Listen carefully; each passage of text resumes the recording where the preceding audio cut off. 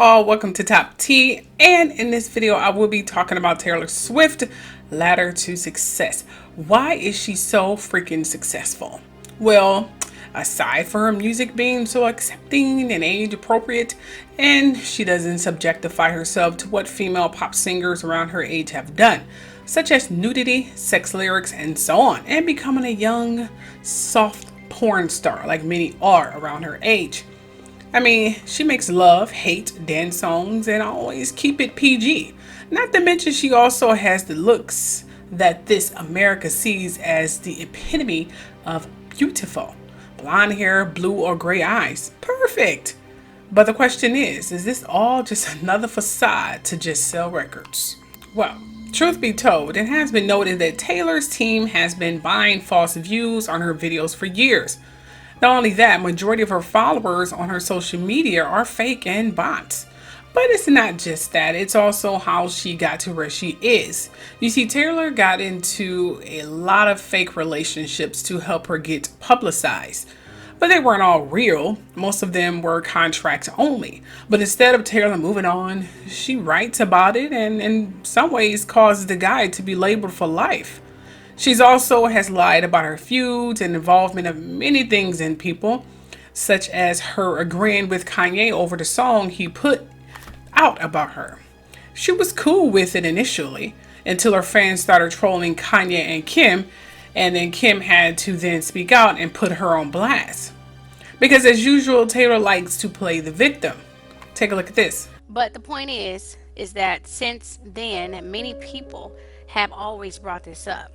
Also, Kanye has apologized several times over the years, but it was told that in public, Taylor seemed okay and very supportive of him. But it was behind closed doors, whereas it was being told that she was being snooty and not liking Kanye as much. Not to mention some of her racist fans that was egging her on. However, with all of this, she had no reason to strike back. But do believe she was searching for one. So when Kanye dropped his latest album and within his lyrics of him telling the truth about making her famous, which he in fact did, because at the time her fan base wasn't that big, especially within the urban community. Anyway, it wasn't that set her off, okay? It was the bitch calling.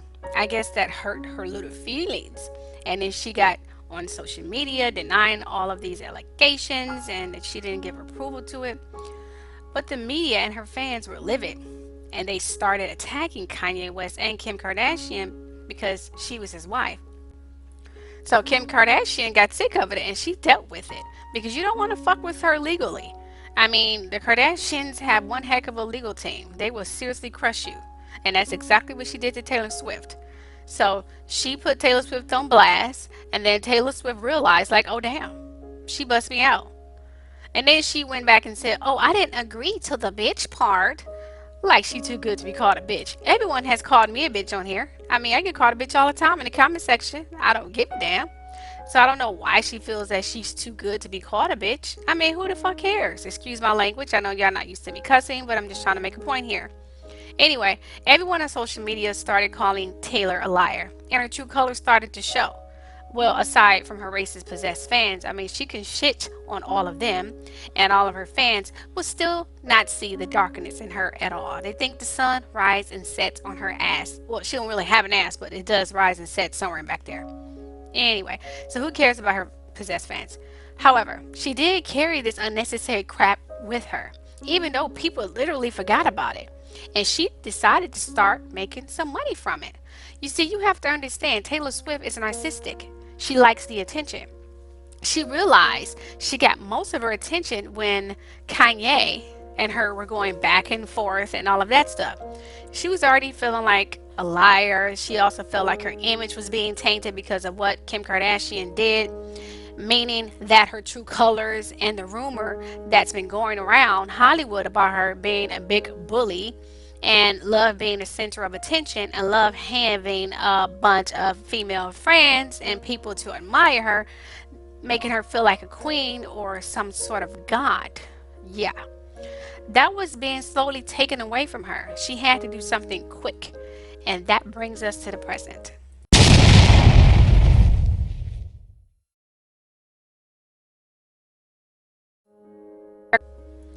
Now in the video, she made it clear she didn't like Kanye, like that was a big surprise.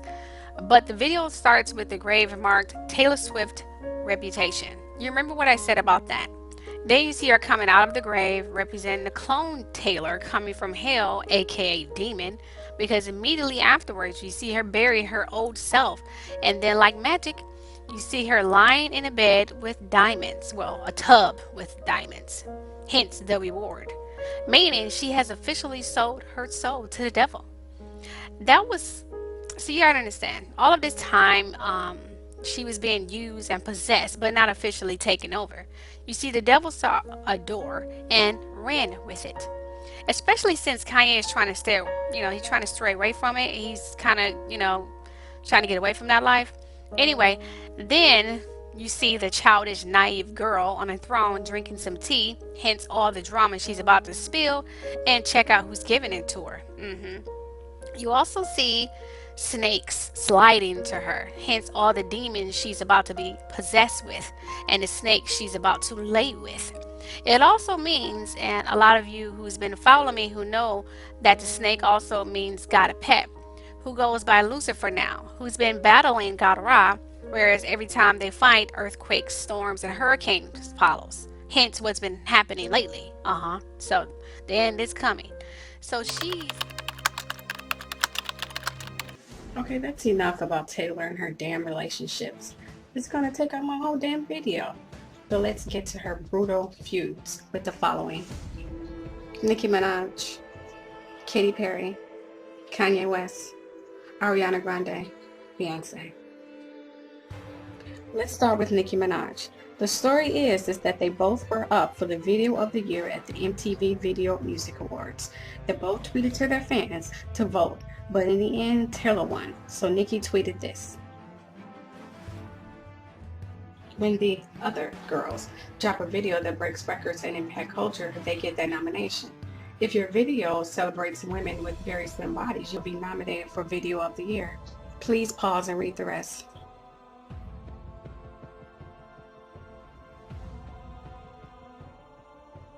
Then the feud began. But Taylor, taking offense to Nicki tweets, although Nicki had a good point, shows how immature Taylor is. Then it went viral and others started to weigh in. Ed Sheeran, Katy Perry, Bruno Mars, Piers Morgan, and Aaron Paul. Ironically, most of them pretty much jumped on Taylor's side. No big surprise there. But in the end, their PRs and them decided that it would be best if they interview, because Taylor fans are seriously possessed and Nicki is dangerous, so they did a joint performance at the VMAs. Then her feud with Ariana Grande at the MTV Video Music Awards after party. Apparently Taylor the Great didn't like how Ariana skipped the awards and then suddenly decided to show up with her brother at the MTV after party like everything was okay. Taylor then ordered the security to not let her in, and it's been beef ever since.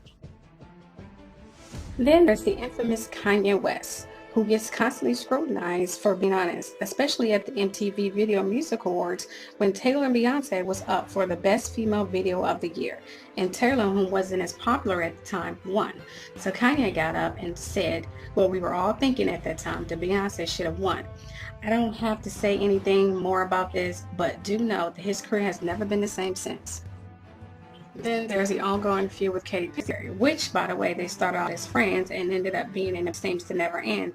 Now the streets talk, and the rumor is that some of Taylor dancers who were Katy's in the first place decided to go back to Katy. Then Taylor spread the rumor of the opposite. Then they exchanged words back and forth, tweeting and Instagramming and so on. And writing songs about one another. Bad Blood, written by Taylor Swift, and Crocodile Tears, written by Katy Perry. They may be out this year or next year. Then Katy, who realized what Taylor was trying to do, decided to get back at her at the Super Bowl halftime show with her background dancers wearing this surprising ensemble Taylor wore. Take a look at this.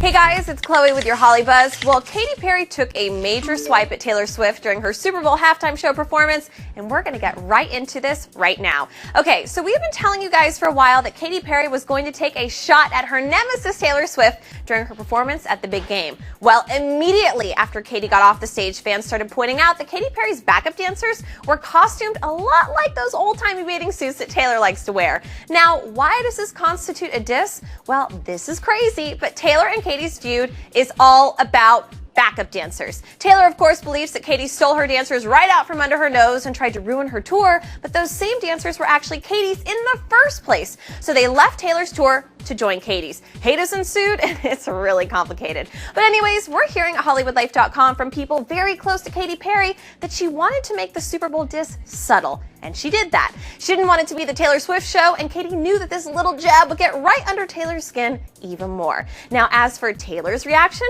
well, we all know that she watched the game with her cat, but we're hearing that for now she's going to take the high road and not say anything, but that she definitely will get back at Katy at some point. Oh, girls, I feel like these two just need to talk it out. But So who was to blame after all? Now let's move on to Beyonce.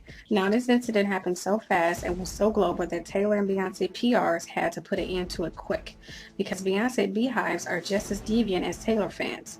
But here's the story. Beyonce album just dropped, and Target, who normally display Beyonce album, who was going to remove Taylor display and put Beyonce's there instead. Well, that didn't go so well with Taylor. So she had her legal team call Target and then threatened them and said that if they remove any of Taylor's album and replace it with Beyonce, she would stop any sale of her albums and any other items forever. This got back to Beyonce and the Beehive, and they went in on Taylor, and the two was forced to do a PR move and pretend like everything was okay.